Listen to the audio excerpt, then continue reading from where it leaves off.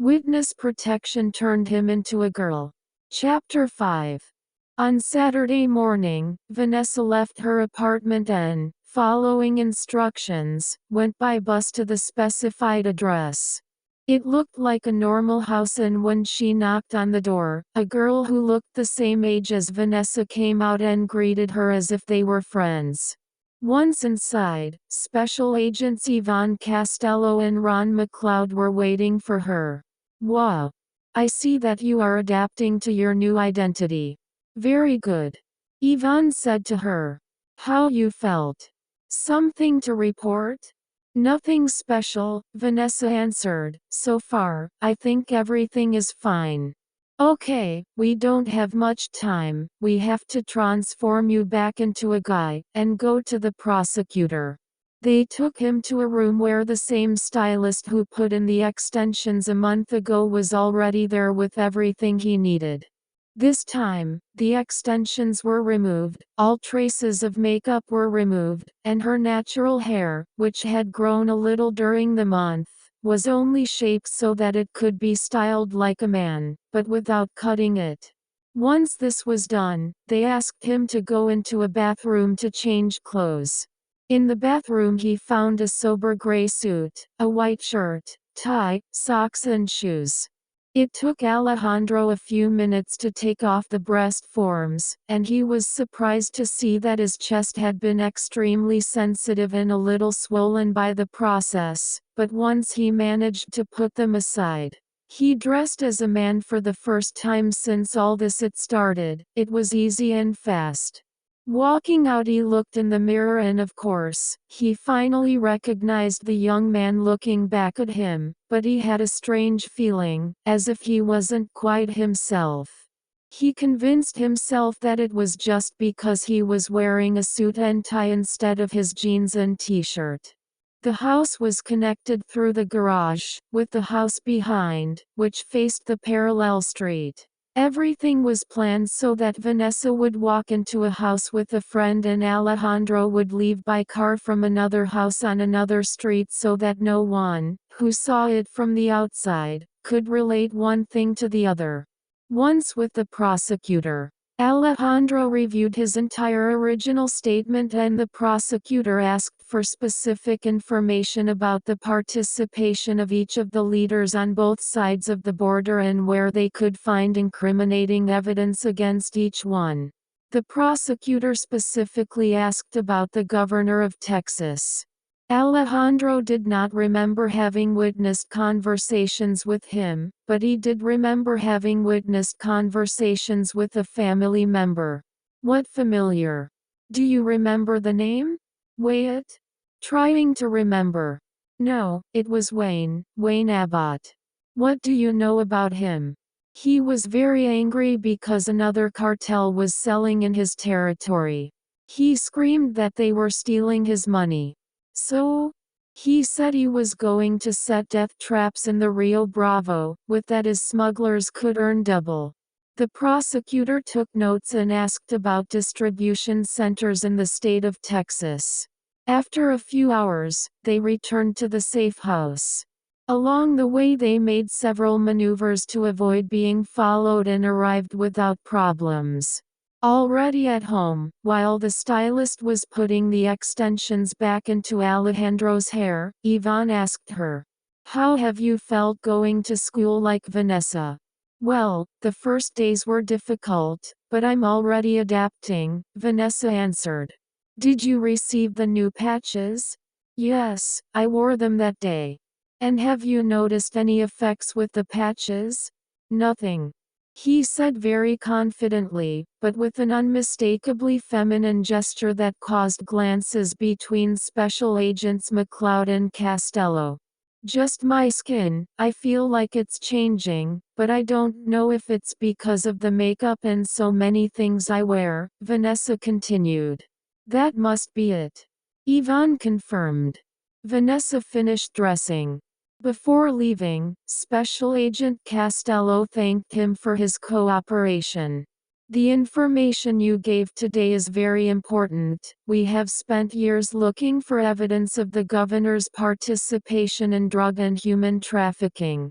I'm going to review my notes, maybe I have more useful information. Very good, but don't risk anything. We are going to see each other every week to continue giving statements, and as soon as they give us a date for the trial, we have to prepare you for the interrogations. Okay. They said goodbye and Vanessa left through the same house she entered hours before without anyone seeming to pay attention to her. That week, Vanessa learned from the news of a raid on one of Mr. Abbott's safe houses in which they rescued a group of migrants, more than 20 children and nearly 60,000 doses of prohibited drugs. He knew that this meant that the cartel would redouble their efforts to find him, but there was nothing he could do except make sure that all of her activities and behaviors were those of a student girl. His friendship with Kim was becoming closer. She was very intelligent and her talk was interesting. Because of her interest in theater, Kim was a great reader. She was a fan of Tolkien's work, in which she introduced Vanessa, although of course, there were also girl talks that included fashion, makeup, boys and lots of laughter, at which that Vanessa got used to it little by little. A couple of weeks later, practices for the volleyball team and castings for the play began. Vanessa's short stature was not an obstacle to being selected for the volleyball team. In the theater group, Kim won the lead role in the play Grease, Sandy Olsen. Vanessa got the role of Martina Maraschino, Sony's girlfriend. On the volleyball team she found a fun and competitive environment. These girls played well and were committed to qualifying for interstate for a chance at college scholarships. In the theater group Vanessa found a group of friends with whom she could laugh and have fun. Alejandro enjoyed the company of these girls, but at the same time, he tried to keep some distance, to avoid risks. First, because one of them, Kathy, seemed super attractive to him, so much so that he had to make an effort not to look at her the way men look. Second, because he thought that too much coexistence and closeness could cause him to be discovered, especially because after the operation in which one of Mr. Abbott's closest collaborators was arrested, photos of Alejandro began to circulate on social networks in different posts. Some only said help us find him, others offered a reward to whoever provided information. And some even they had modifications such as different haircuts or mustaches and beards. In some publication it said that he suffered from paranoid schizophrenia, and that he could be hiding. Alejandro thought about calling in sick so he wouldn't go to school, but he received the instruction by mail to continue with daily activities. On Saturday he appeared at the safe house to transform and continue with his complimentary statement. Special Agent Ivan Castello told him that as long as the cartel continued looking for him, he could rest easy. That he only had to worry about maintaining his coverage. The routine of a high school student kept him busy. 2 days a week he had practice with the volleyball team, which with the proximity of the start of the season and official matches, was increasingly demanding. Other 2 days, he had rehearsal with the theater group, which had gone from reading the script to rehearse the first scenes and choreography. Almost always, the rehearsals were extended and instead of 2 hours, they lasted 3 or 4 hours. He also had homework for all subjects, especially finance class, which left very long assignments. During the next 2 or 3 weeks, Alejandro managed to stop staring at Kathy and the theater group was little by little, taking a more important place. He spent a lot of time with the girls, Kim, Kathy, Monica, Dana and now Vanessa. They helped each other with schoolwork. They met in the cafeteria at lunchtime and sometimes they saw each other in the afternoons, just to talk. Some of the boys in the group would join them sometimes. Steve, who played the role of Danny Zuko, tall, of Italian-American origin. Brian, the typical American teenager, who could be a quarterback. He played the role of Kaneki Murdoch, and David, of Latin origin. He played the role of Sonny. When the volleyball team's games started, Brian surprised Vanessa by organizing the entire theater group to go support her. On Saturdays of the following 3 weeks he finished declaring everything he knew and remembered about the cartel, its clients and accomplices. Agent Castello always asked Alejandro if he had noticed any effects from the HRT patches. The answer was almost the same every week: no, almost nothing. Alejandro did not want to admit it, but every week, when he removed his breast forms, he noticed his chest was more sensitive and swollen. At the same time, he had felt weaker. It was not a matter of lack of energy, but of physical strength. Things that before seemed simple to him, like carrying a box or opening a jar, were now much more difficult. The rehearsals for the play, in addition to providing a very pleasant group of friends, served to learn and practice the behaviors that other girls had by nature, or at least had learned over many years. Martina, the character she played in the play, was one of the Pink Girls, a super effeminate girl from the 50s. So the drama teacher constantly corrected her: move your hips more, walk sexier, look him in the eyes, smile and turn around moving your hair, sit down and cross your leg, flirt. The drama teacher made them repeat those scenes over and over again until they achieved the body expression she was looking for each character.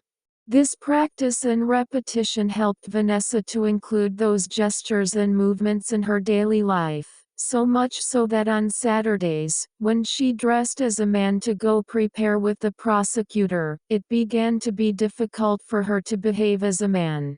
Mr. Abbott's defense lawyers postponed the start of the trial for 2 more months to locate evidence and defense witnesses, but at least they already had a start date. Little by little it became customary to go to dinner at a pizzeria near the high school on Thursday nights after theater rehearsal.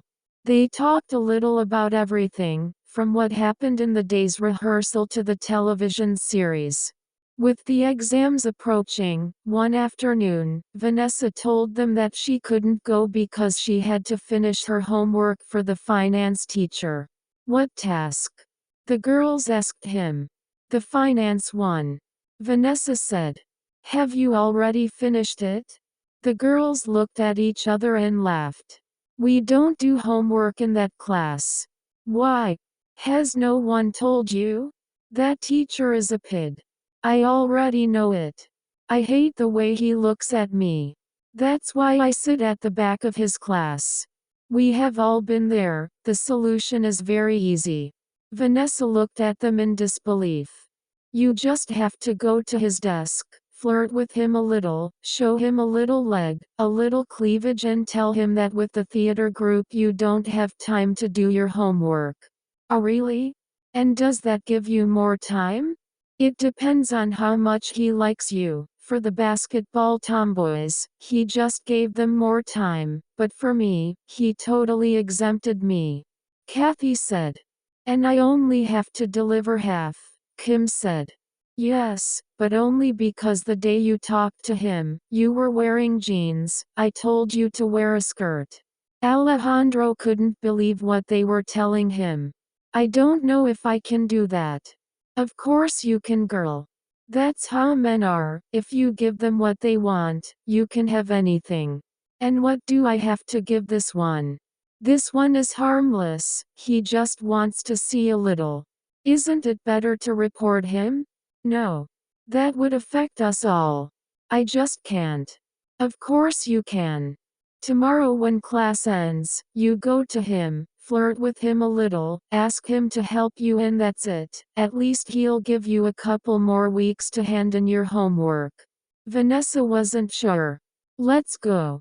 Today we're all going. You can't be the only one missing. They convinced her to go to the pizzeria, which was the fashionable place among high school students. They had good music, and a very pleasant atmosphere, although they did not sell alcohol.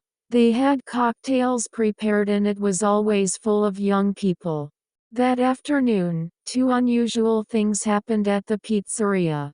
They sat at a large table. Vanessa sat on the edge of the table, with a direct view of the entrance of the place. Next to her, Brian sat. In front of them, Steve and Kim, who in addition to being a couple in the play, they obviously wanted to be in real life. Everyone was talking when something caught Brian's attention and he immediately reacted. "Come over this side," he told Vanessa, who only then realized what was happening. They changed places, so that Brian was on the edge of the table and Vanessa protected by him.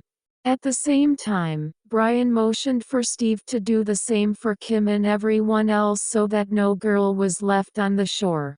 Everyone became alert. The girls did not understand, except, of course, Vanessa. At the door was a group of about 20 gang members. That's all for today. If you like this story, check the channel for more, like and subscribe.